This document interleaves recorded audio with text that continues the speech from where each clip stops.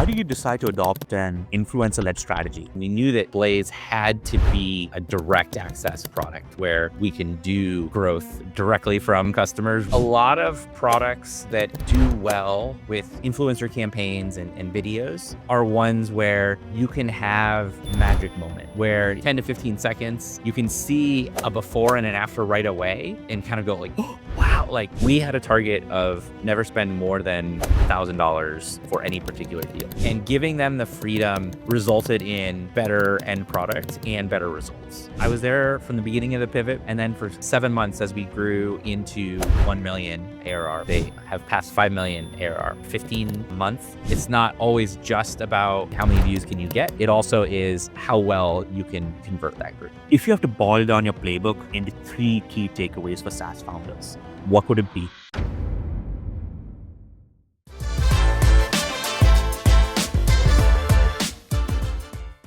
Josh, before we dive into the influencer playbook, can you share a bit about your journey from joining Almanac as a senior PM to eventually become the head of growth at Blaze? Totally. I think one thing that people who may not have been at startups before may not realize is how fluid a role can really be, based on what are the needs of the business at the time. I do think product people in general, which tend to gravitate towards doing a lot of different skills, um, tend to see that even more so when they join small companies. And so I actually, well, I first came on and there was a lot of product work that was needed. Um, like one of the big issues we were trying to figure out was our go to market. And so um, I did have some background with analytics and being able to like write queries and dashboards and things like that. And so I took on a generally more data heavy role. Um, but what I saw was quickly my role kind of shifted to mirror the go to market that our strategy was for the business. And so what that meant was that while I was a product person who did some metrics, it very quickly evolved into effectively a salesperson doing sales calls because our outward motion was outbound and doing demos and talking to people, and then measuring success of that and bringing those product insights back in to modify the product as needed. Once the plan came for changing and pivoting to Blaze, that meant a retool in what our go to market was, and we knew that Blaze had to be like a direct access product where we can do a growth directly from customers rather than doing the outward sales motion. And so as part of that, um, my role then shifted more towards using those analytics to figure out how we can grow by looking at different growth metrics and things like that. And so uh, my role very much sort of mirrored the needs of the company as it evolved over time. So Blaze is a pivot, and you saw that product through its 0 to 1 stage. Why do you decide to adopt an influencer-led strategy for the launch? Yeah. I think that the product-led growth was something we had tried at Almanac before, but it wasn't a successful match for our product. Um, and once we started building Blaze, we wanted to try it again, and we knew that we had to get it right in order for it to work. Um, but we also were looking at what other people were doing, and we had no shame in trying out any and everything that could work as a growth channel for us. Um, and one of the kind of observations that we made was that a lot of products that do well with um,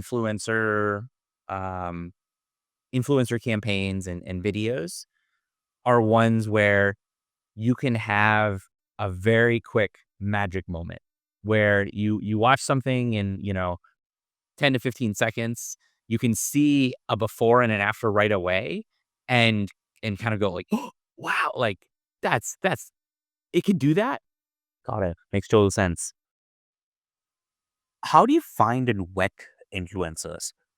What were the signals that indicated that an influencer on TikTok or Instagram would be a good fit for Blaze?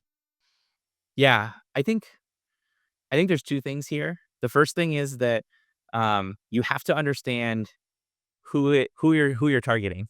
Who is the demographic? What are, the people that they are following, and what are they interested in? And understanding that deeply, I think, will start leading you towards who it is that you should target. Um, but I think the other thing is that, um I think people tend to overthink this a little bit, and they're like, "I need to get this special software that's gonna, like, research for me, do all of this analysis, and tell me who exactly I should target." Um, and I think especially in the beginning, just start a Google sheet, like, make a column for their handle, put a few metrics that you can, type or copy in with how many followers they have, and, we found a lot of success looking at engagement of their last 5, videos. We were really focused on videos, and we saw people that had lots and lots more followers, but less engagement. And when we kind of played that through and tested out some different people, um, the last 5 video engagement was a much bigger signal for us as to whether, people were actually engaging with that content or whether they just happened to have acquired a bunch of followers at some point. And so, yeah, we, created a Google sheet, had our own little kind of calculation formula for how we valued individual influencers. And then a big part of that was that after you propose, then there also is a sort of a budget step. And so when once people would kind of pass the bar of good enough, we'd reach out, and then the budget negotiation would start. Got it.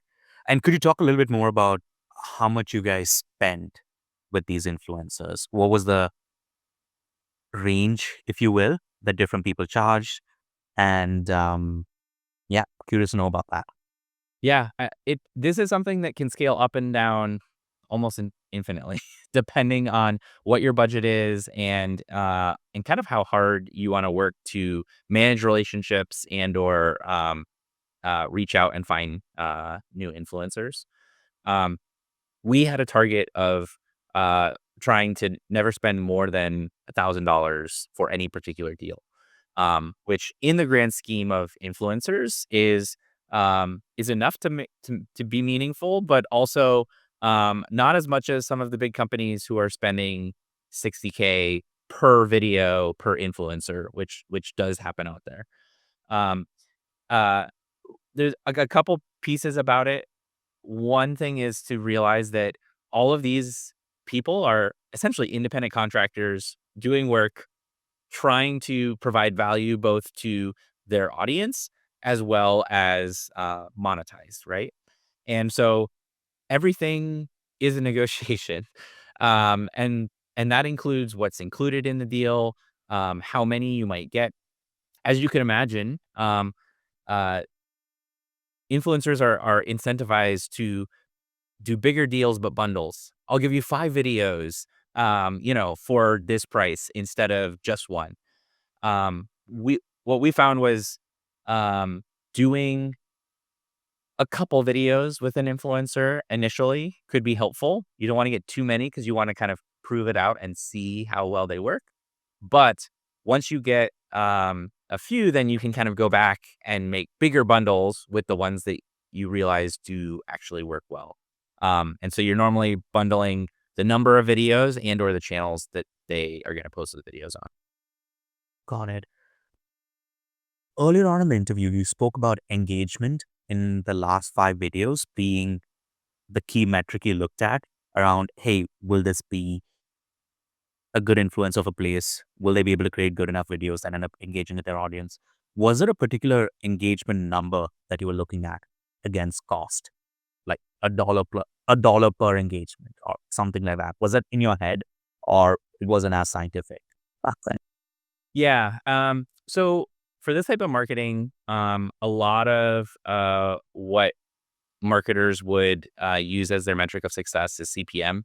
the cost per mil, which is impression metric.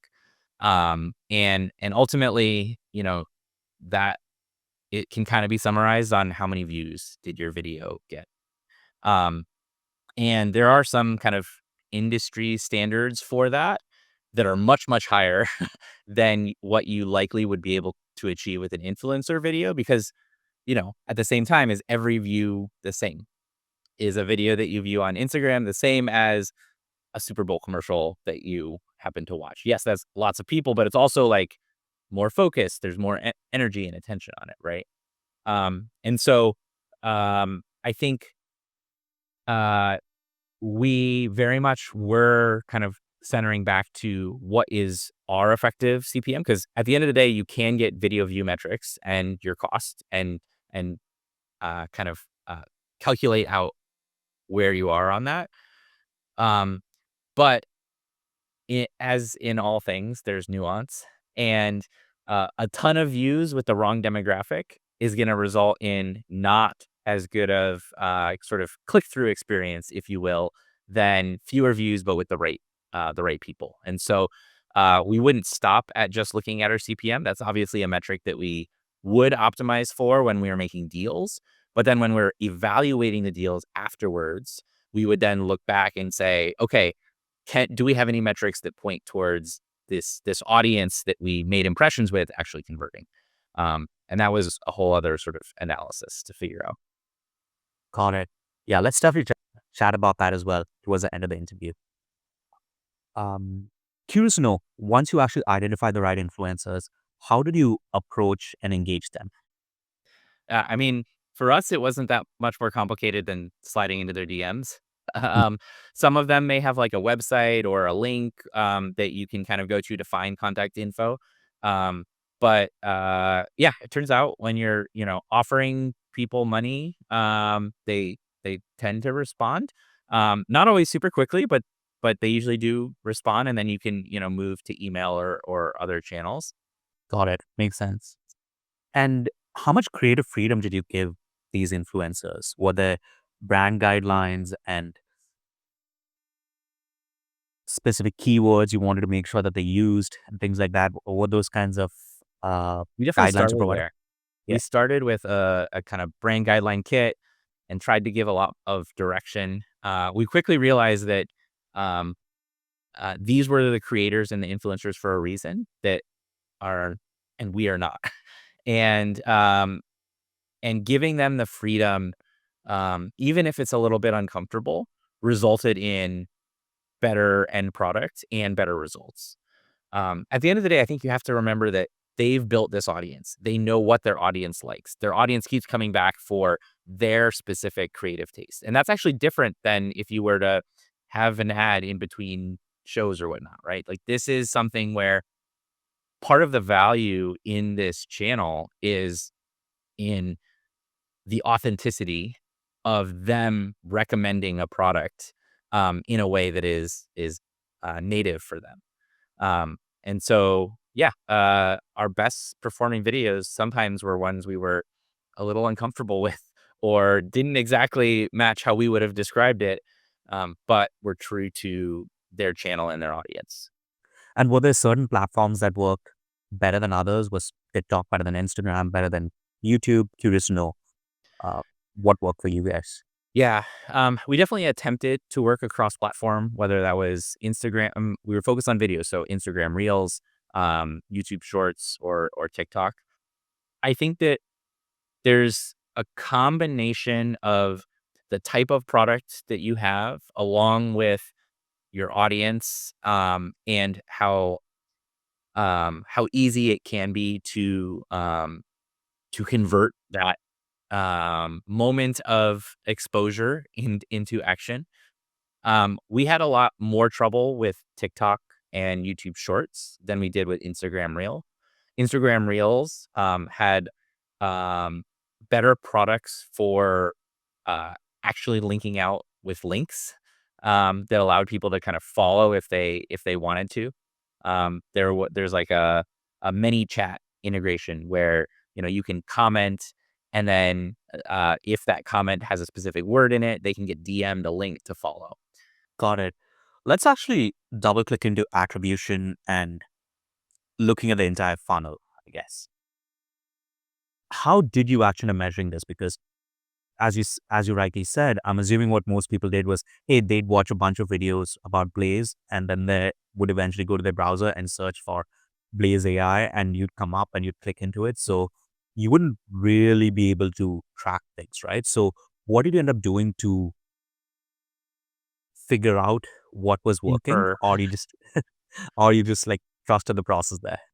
Yeah. I mean, I definitely got a lot of pressure from our CEO constantly asking, "Is this working?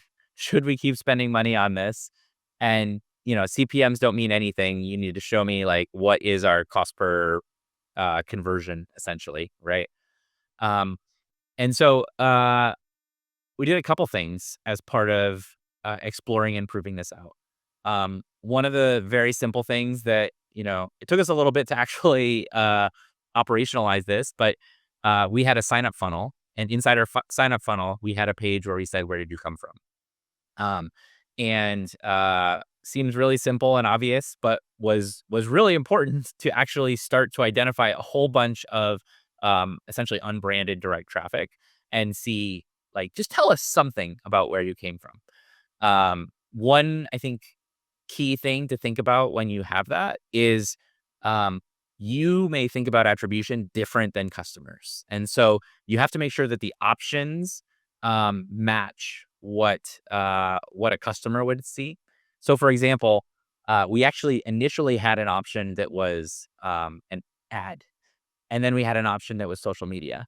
And what we realized was that there were a lot of people that saw something on social media, but didn't call it an ad and didn't think it was an ad because it it was perceived as a post, right? Um, and so we actually simplified that and just said, "Did you come from social media?" And so whether you saw a Facebook ad or whether you saw an Instagram reel that was talking about it, um, that that wasn't how customers thought about it differently. They just remembered, "Oh, I saw it on this place." Um, but we would look at that as kind of like, a percentage and how that was changing. And then, in the beginning, we actually tried to space out our videos a little bit. Like, can we say, "Hey, this video happened on this day, this video happened on this day," and then looking at kind of the impressions for those videos over time, did we see any correlation with traffic that came to the website in the sort of immediate days following? Um, and that was definitely a very rough exercise, but it did help to say sort of, this is our normal traffic, this is above average traffic on a certain day. And thus, what else was happening that day? Well, we had a video go out that got a bunch of impressions. And so um, we did have kind of like a net, we would attribute this percent of our traffic towards this, that thus then we could, based on the conversion rate of that traffic, work back into a cost per conversion number. Got it. Got it. All right. Makes a lot of sense. Let's actually talk a little bit about launch execution. You were going to launch on a particular date. Did you end up trying to reach out to a lot of these influencers beforehand and were like, hey, we want you all to start posting on such and such date? How did you end up spacing out the entire calendar of dates? I think you spoke about a little bit, but I'm curious to know what happened on launch. Yeah. Uh, There's a couple of things that are part of that. I think um, the first part is, yes, we did try to have a big launch where we tried to get a lot of people to post around a similar time and build momentum around it. Um, in practice, what we found is two things. One, influencers are busy people and they have their own timeline. The other thing is that um, I think it's really tempting to say that a launch is going to fix everything and create a bunch of momentum and then it's just going to keep going. I think the reality is that it's a continued effort and it's a continued thing that builds up over time. And so, um, for us, what we found worked was less all these videos on one day, have a launch, and then just ride the wave, and more like continue to have X amount of videos per month scheduled that are driving business in the same way that you'd keep, paid ads on for your business. Got it. You spoke of paid ads a bit. Uh, was that a channel you invested into as well? What was the sort of channel mix if you were to talk about it in terms of budget? How much money did you put into influencers? How much into paid ads? How much into other channels? I'm just curious. Yeah. Um, I think part of it depends on your maturity with each channel. We had experience with paid ads from Almanac because again, I think it's tempting to assume that there aren't business professionals to sell to on social media, but I bet if you talk to any friends who work in uh in businesses in between their jobs, they're likely on social media. And so um whether it is influencers and video content, or whether it is, browsing social content in general, there definitely is an opportunity there for anyone who is selling even to businesses. Um, so we had experience with that, and so initially we had much more budget towards paid ads. It also is something that is very measurable, right? You can within always know this is exactly what I paid in order to acquire these customers. Now, even that we learned, as specific and analytical as you can get, there is still an extra overhead that comes from people who happen to see an ad, never click on it, um, and then pick a different device or come way later and aren't captured. So there's definitely a halo that comes from paid ads. But as we got more comfortable with this influencer thing is working, we shifted a bigger portion of the budget from paid ads into influencer and kind of kept investing in that. And it really was an evolution based on kind of the experimentation that we did and the results that we saw coming. Got it. So what was it like earlier on? Was it like a 50-50 split between influencer and paid ads? And did it eventually become 70 It 30? started closer to like a 30 to 5 kind of like 30 to 50. Okay. ratio. Yeah. Yeah. But then it started getting more like um 20 to 10, and then like 20 to 15. Um, I think every business is going to be unique in terms of what channel works most effectively. And we were open to any channel and any growth method that worked, right? We tried sponsoring newsletters. We did a bunch of uh, Google AdWords, and we did a bunch of search ads, right? We were open and would spend some amount of budget in all of them to understand how those channels worked for us, what was converting. And then it becomes a bit of a math problem of, if this is your estimated cost per acquisition, how do you want to most effectively spend that across these channels, knowing um, how they essentially work for you. Got it. Cool. Thanks for explaining. Did you feel like when you're working with influencers, there was like a huge spike whenever a video was actually posted and then things would just sort of taper out? We see that with Spotcraft, where whenever there's a press release, large amount of traffic comes to the site, but eventually, once the news cycle is over, things sort of fade down again. Or did you feel like with influencers, because the platforms, different videos would go viral even later, right? Yeah. I'm curious to know, w- Yeah, did there's you? there's there's a couple of things as part of that. I think one, we did see occasionally a video that would go really viral would have a rebound bounce, essentially, where it would get a ton of views, and then it would kind of go dead for a little while, and then something would happen within the algorithm, and like a week or a couple weeks later, that same video would start getting a bunch of views on it again. And so that did happen occasionally. I'd say that is more rare than normal. Um, but it's kind of similar to what you are attempting to do by having a video go viral.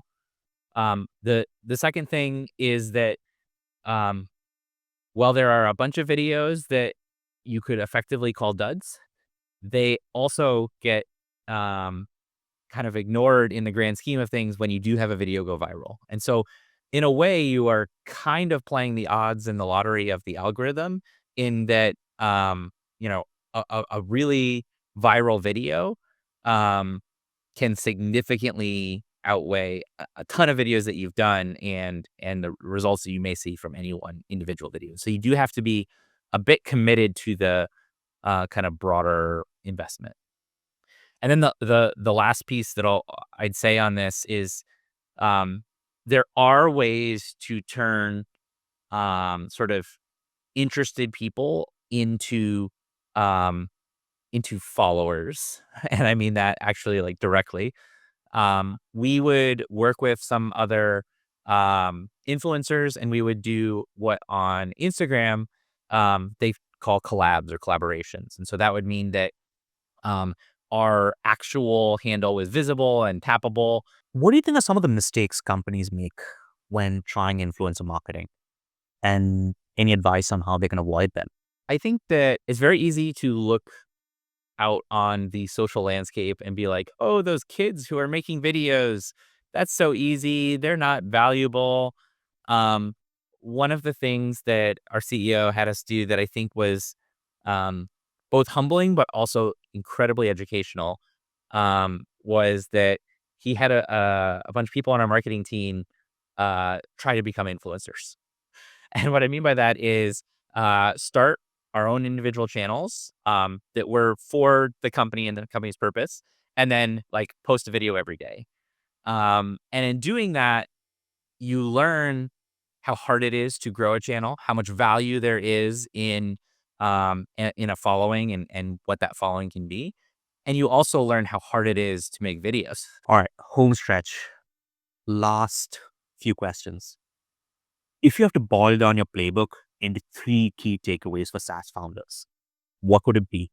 I think understanding your audience, who it is that you're specifically trying to target, is incredibly important.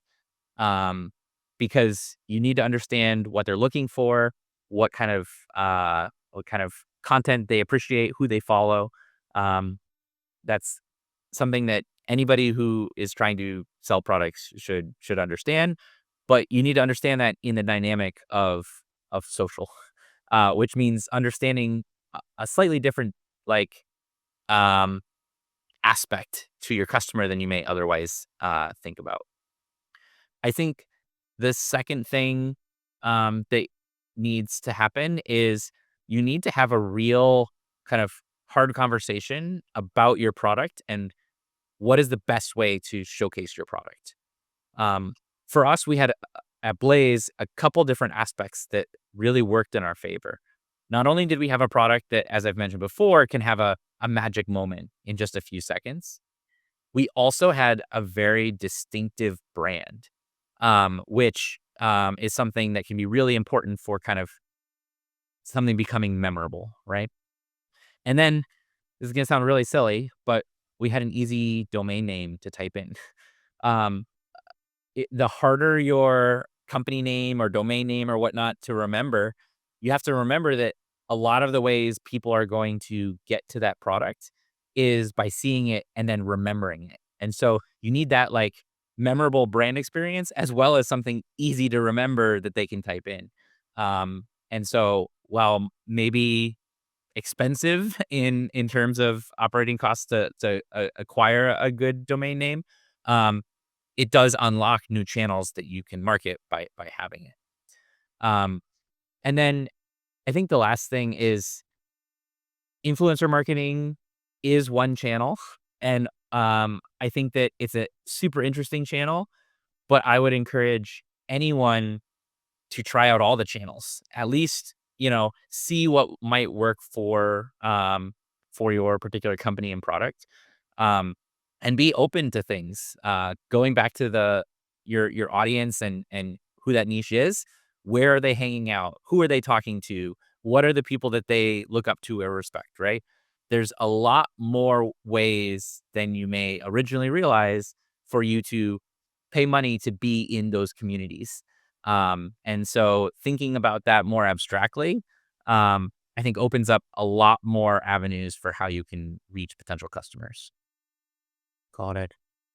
Cool. Makes sense. Last question.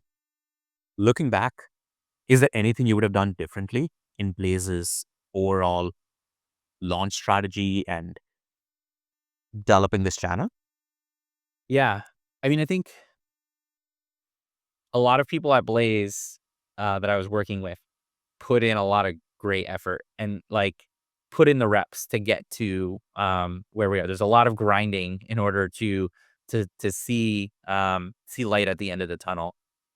I think one thing early on in our influencer days, we saw a lot of success with what I call like the AI bro community, because there's a lot of like tailwinds around all things AI. I think that as the product matured, as we matured at understanding who our small business market was, there became more specific influencers that had exactly the audience that we wanted to target. And while the absolute number of views may be smaller, um, the end result of finding the audience that was actually interested in your product um, was overall better. And so I think that's one thing to just keep coming back to is it's not always just about the CPM, how many views can you get? It also is how well you can convert that group. Got it. No, makes total sense. Actually, I have one last question. Could you talk a little bit about the kind of scale you guys got to? Like, pivot into Blaze, how long did it take for you to get to the first million, so on and so forth? Whatever is publicly available and what you can share with that, because that'd be kind of useful for the audience. Totally. So yeah, I was there from the beginning of the pivot, before when it was Almanac, and then for kind of the first 7 months as we grew into 1 million ARR. I think those were a lot of our trial days of setting things up, getting our go to market really moving and figuring out what are these channels. We did a ton of experimentation in each of those channels. Um, they are just about celebrating their 15 month sort of from launch.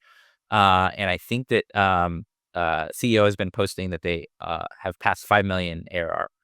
And so seen continued significant growth and are continuing to use all available forms of channels in order to get in front of target customers. Awesome. Awesome. Well, thank you so much, Josh. This is fantastic. I learned a bunch, and hopefully the audience listened to this as well.